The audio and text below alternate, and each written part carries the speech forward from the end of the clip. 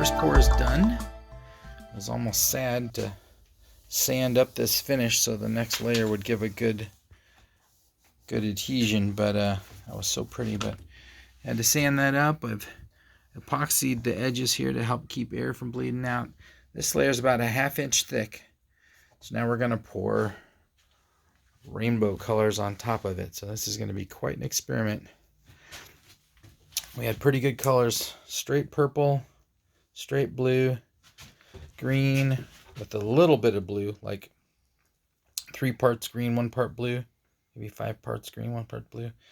This is that yellow, also with a little bit of that brighter yellow with it to lighten it up. Straight red, like 1 little piece of that dark red with just 1 drop of this opaque pigment. And then orange is our challenge, but we're getting pretty close there. Yellow. Hard to make orange.